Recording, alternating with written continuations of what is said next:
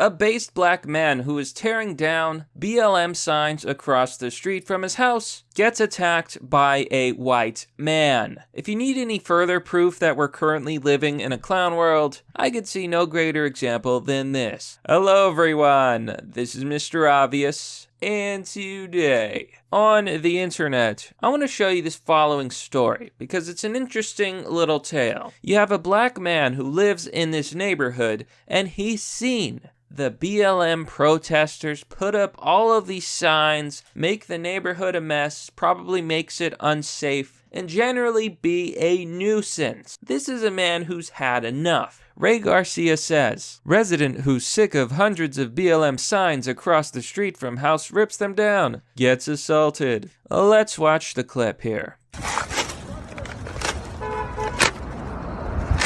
Why are you taking it down? Why are you taking it down? Woo! Everyone agrees. No, not everyone. Just because I live right there. I'm sick of fucking seeing it. What? You can't even read it. You can't even see it that far. And there it is. So you see the black man who is taking down these signs. He's tired of it. Now, I just want to highlight the irony. The entire irony in this picture. He's an African-American male. He's tired of Black Lives Matter. And for good reason. You see, Black Lives Matter isn't a group that's free from controversy. But nowadays, heck, wasn't it like in 2016 where Black Lives Matter was declared a terrorist organization in Russia? Now, there's a lot of Americans who won't take Russia's opinion seriously, but let's look at what Black Lives Matter has been doing in America. Many of the Black Lives Matter protesters have ended up rioting, looting, smashing windows, stealing from stores, getting stuff, and stealing from private businesses. Many black-owned businesses have been destroyed. And most of all, violence. BLM has been caught on camera multiple times attacking people and bringing people harm. That, my friends, is not a peaceful movement. Relax! Take the shit down, bro! It's my house right there! Take the shit down, bro! Are you serious? Take the shit down, bro! Get the fuck out of here, bro!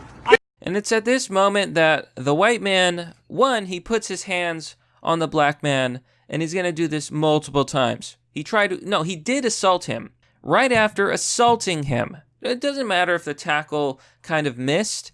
They still made physical contact. Legally speaking, that is assault, and the black man has every right to press charges, and I hope he does. Now, I just want to highlight the extreme irony in what we're seeing. A black man who's tired of BLM, white guy who's woke and virtue signaling about Black Lives Matter. It reminds me a lot of that iconic image. You know the one. Now, this happened at an old protest surrounding the Confederates and our history. On the right, you have a white man holding a Black Lives Matter sign because he's woke and he enjoys those soy lattes. So good. And then you have this black man who's proudly holding a Confederate flag because he actually realizes the importance of history. And if you actually know history, you know that it's not so black and white. You son of a bitch, you've done it again. There just seems to be this disturbing mental unwellness that seems to be pervasive on the woke left. Because you have a lot of white people that apparently speak for all black men and women, which I find absolutely insane. Are those the actions of someone who actually care about so-called racial injustice or problems? No, those are the actions of a Marxist, of a commie, of an authoritarian leftist. And we'll get more into that subject, but let's continue watching this clip here. This is right there. Get the fuck out of here, bro. Then go home. Go home. Go home. Multiple things to break down here. First of all, the white kid keeps telling him, go home, go home. And the black man is explaining, what do you mean go home? I live here. I live across the street. This is my neighborhood.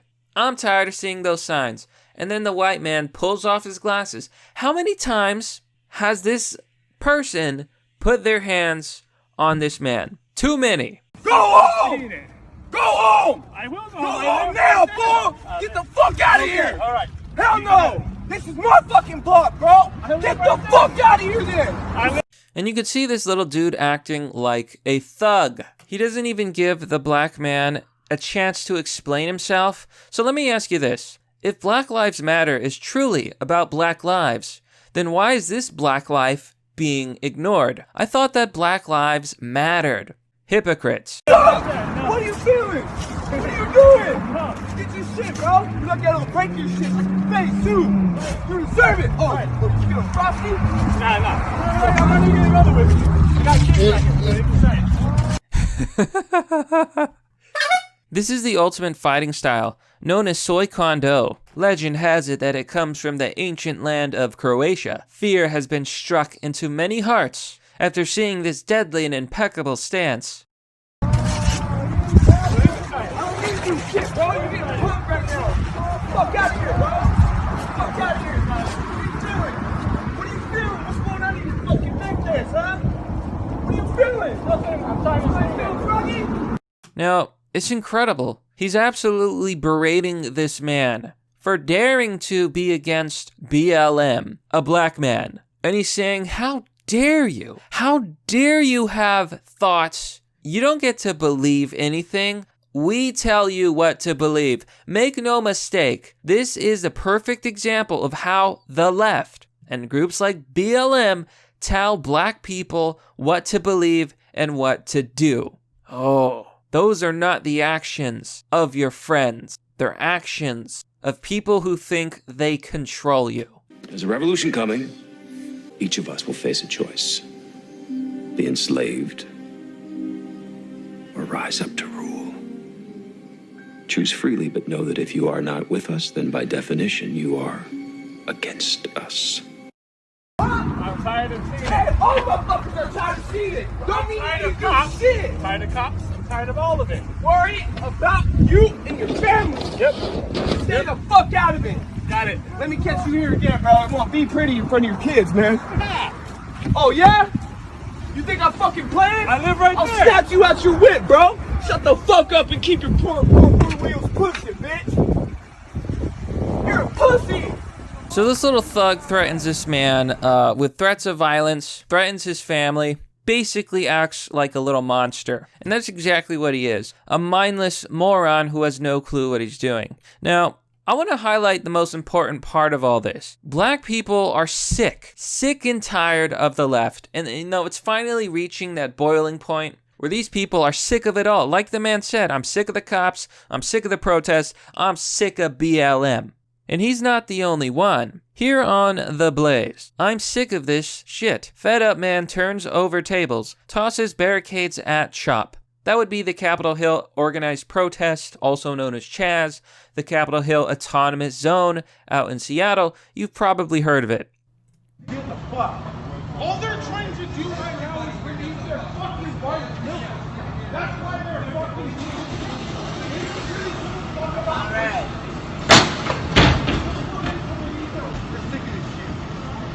That's all you guys. Go home. No, the fuck I'm not. You guys are not. No, the fuck we're not. You're sitting there destroying their property. That's why you're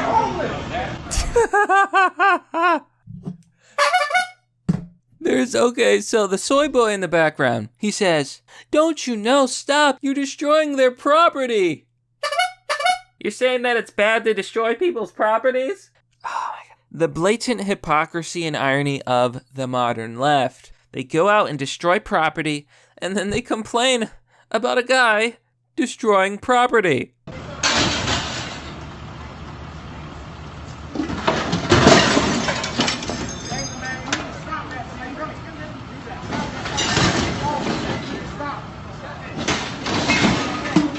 Woo, folks. Maybe now they'll learn the pain of people destroying what you worked so hard to build. White people was up there first. This is not a black movement. And you know damn right it's not a black movement. Because 6,000 black people walked in the Central District. They walked in the CD. And guess what? They went the fuck home. But guess what you motherfuckers want to do? Y'all want to stay out here. Guess what? Because it's homeless people that's entertaining this bullshit. Right? And you guys trying to jump behind it. And that's not right. Get your own fucking movement. Because what you guys doing over here, nobody's going to hear it. and nobody give a fuck about it because I couldn't have said it better myself. Black Lives Matter has been completely discredited at this point. Absolute king. And maybe this highlights a bigger picture. Maybe the real solution to the far-left mob is for modern citizens to say, enough is enough. I'm not taking it anymore. Now, to wrap up this story, I want to talk about the left. Yeah, I know. We've been talking about them. I've been trashing them. We gotta highlight something here.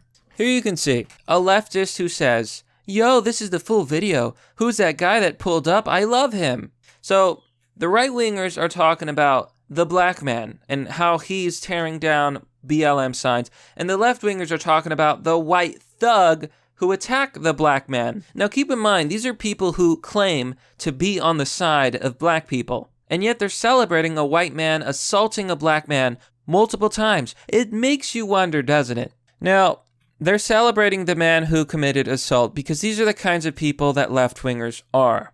Who is the man that attacked this guy?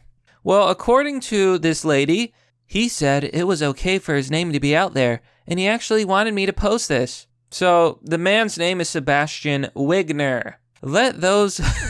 I won't say anything.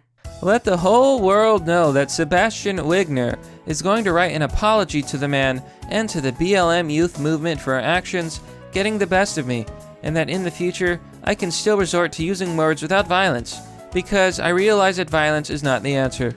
Thank you. I don't give a shit about your apology. And if I was a black man, I would not either. I would press charges against this little thug. He wants to act like a big bad man. He should go down like a big bad man. That is what I believe. He goes on to say, see, this is the funny thing about the left. He has to bend the knee because he is a white man telling black people what to do. He goes on to say, no, because of my job and because I want to show that I wasn't trying to act on the behalf of BLM. I was acting on the behalf of myself and the school, and also for ALM because BLM also represents ALM. I know I'm going to apologize to the BLM youth movement, though, because they need to know that I am sorry for making it look like another white privileged kid just turning to violence to stand up on their behalf, because that's not what I meant when I was doing and saying what I was doing.